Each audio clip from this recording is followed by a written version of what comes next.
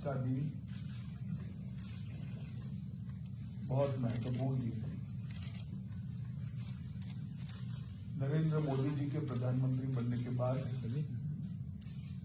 उत्तर पूर्व को शांत और विकसित बनाने के लिए कई प्रकार के कार्यक्रम हाथ में लिए गए। इसमें सबसे बड़ा कार्यक्रम उत्तर पूर्व में शांति प्रस्तावित करना है।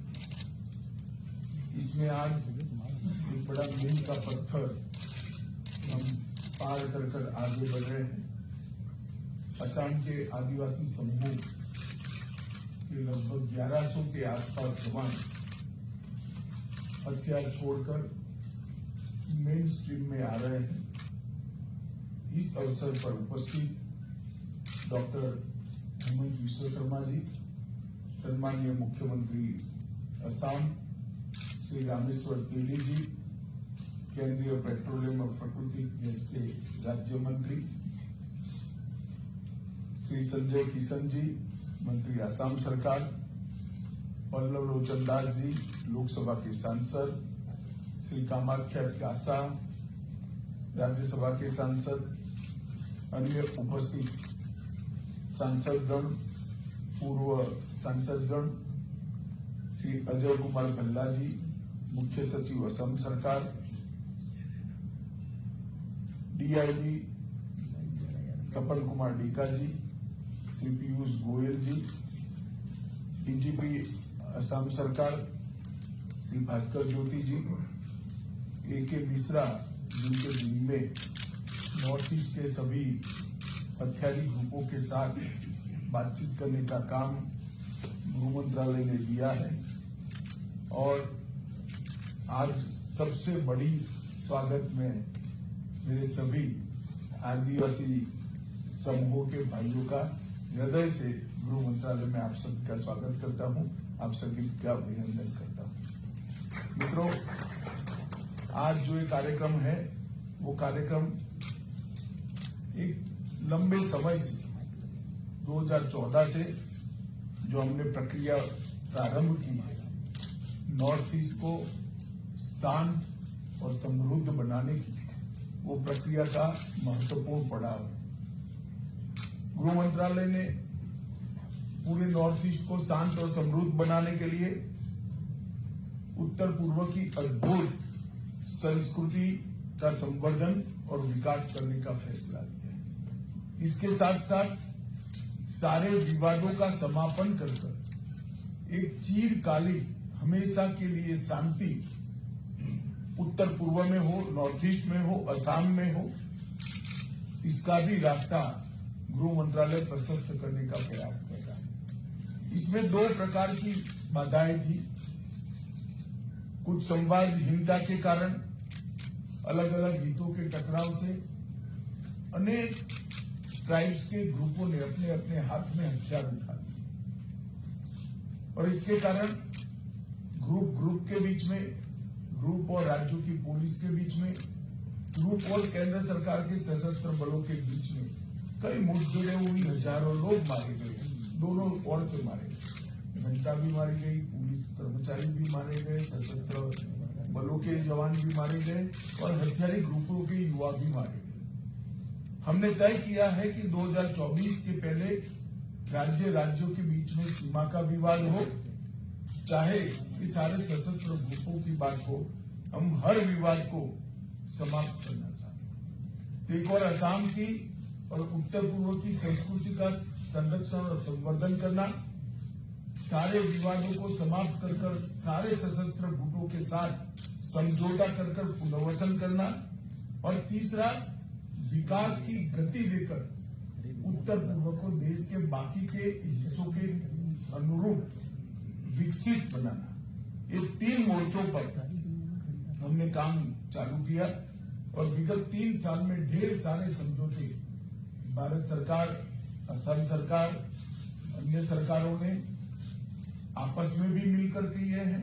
भारत सरकार, असम सरकार और सशस्त्र गुटों के बीच में भी 2019 में NLFT के साथ समझौता हुआ, जिसमें त्रिपुरा का हथियारी ग्रुप था, इन लोगों ने भी आत्मसमर्पण किया। 2020 में 23 साल पुराने ब्रू रियांग शरणार्थी संकट को भी मिजोरम सरकार और त्रिपुरा सरकार के साथ मिलकर रिजॉल्व किया गया। असम में 5 साल पुराना बोडो समस्या, जिसमें कम से कम 4000 लोग अब तक मारे गए थे, उसको 2020 27 जनवरी को हमने समाप्त कर दिया। लगभग 1600 कैडरों ने आत्मसमर्पण किया। असम के कार्मिक क्षेत्र में लंबे समय से चल रहे विवाद को भी 2021 में समाप्त किया। लगभग 1000 से ज्यादा कैडर ने आत्मसमर्पण किया।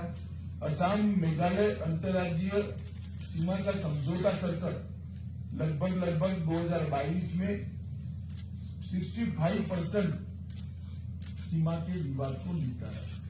और आज इसका अगला पड़ाव है। मेरे सभी साथी आज मेन स्ट्रीम में आ रहे हैं। भारत सरकार के गृह मंत्रालय की ओर से, मोदी जी की ओर से और मेरे स्वयं की ओर से आप सभी का बहुत बहुत मन से मैं स्वागत करना चाहता हूं। और आपके पुनर्वसन के लिए जो कुछ भी इस एग्रीमेंट में किया है, ये सुनिश्चित करेगी भारत सरकार और असम के मुख्यमंत्री और असम सरकार मिलकर ये पूरा पालन। नरेंद्र मोदी सरकार का एक रिकॉर्ड, जितने भी समझौते हमने साइन किए हैं वो समझौते के अब तक 93% काम समाप्त। तो आप लोगों को भी मैं भरोसा दिलाना चाहता हूं, आपने जो रिकॉर्ड साइन किया है उसको लेटर और क्लिप में हम नीचे तक पहुंचाएंगे। और इसका एक अच्छा परिणाम है। असम में और नॉर्थ ईस्ट के अंदर काफी शांति बहाल हुई और इसके कारण असम के 60% क्षेत्र से हमने अफसफा को हटाने में सफलता प्राप्त की। अरुणाचल प्रदेश में सिर्फ 2 पुलिस स्टेशन में अफसफा बचा है। नागालैंड के 7 जिलों के सिर्फ 15 पुलिस स्टेशन में बचा है। और त्रिपुरा और मेघालय अफसफा से संपूर्णपणे मुक्त कर दिए गए। मित्रों, आज हमने आपके साथ समझौते में राजनीतिक, आर्थिक और शैक्षिक आकांक्षाएं जो आदिवासी समाज के लोगों की है, इसको पूरा करने का जिम्मा भारत सरकार और असम सरकार ने लिया है। सामाजिक, सांस्कृतिक, भाषीय और जातीय पहचान न केवल सुरक्षित हो और मजबूत बने, इसके लिए भी भारत सरकार ने आपके साथ, असम सरकार ने आपके साथ एग्रीमेंट किया है। और चाय बागान और सारे गांवों के अंदर तुरंत ही त्वरित गति से केंद्रित विकास हो, इसके लिए भी वो दोनों सरकारें मिलकर हम प्रयास करेंगे। एक जनजातीय कल्याण और विकास परिषद की स्थापना भी असम सरकार करेगी और भारत सरकार चाय बागान श्रमिकों के कल्याण के लिए भी अनेक उपाय हाथ में लेगी। लगभग 1000 करोड़ रुपए का 5 साल का पैकेज एक क्षेत्र के विकास के लिए हमने जो तय किया है, 5 साल में उसको सुनिश्चित रूप से पूरा कर दिया जाएगा। मित्रों, इस अवसर पर मैं आप लोगों को कुछ आंकड़े जरूर बताना चाहता हूं कि घटनाएं जो पहले आतंकवाद से संबंधित घटनाएं जो नॉर्थ ईस्ट में 2014 में जब मोदी जी की सरकार आई थी, तब 824 हुई थी सालाना, वो घटकर 158 हो गई। और जो जवान मारे जाते थे वो 181 मारे जाते थे। जिन्होंने हथियार हाथ में पकड़ा है वो अब 6 मारे जाते हैं। सिक्योरिटी फोर्सेस जो पहले हर साल 20 मारे जाते थे, अब 2 मारे जाते हैं। सिविलियन पहले 212 मारे जाते थे, अब सिर्फ 6 मारे गए हैं। और सरेंडर ग्रुपों की संख्या लगभग 10,000 पार कर गई। 10,000 युवा मेन स्ट्रीम में आए हैं, ये बहुत बड़ी बात है। और लगभग 7,000 से ज्यादा हथियारों को भी सरेंडर किया गया है। ये बहुत बड़ी उपलब्धि नॉर्थ ईस्ट के विकास के लिए।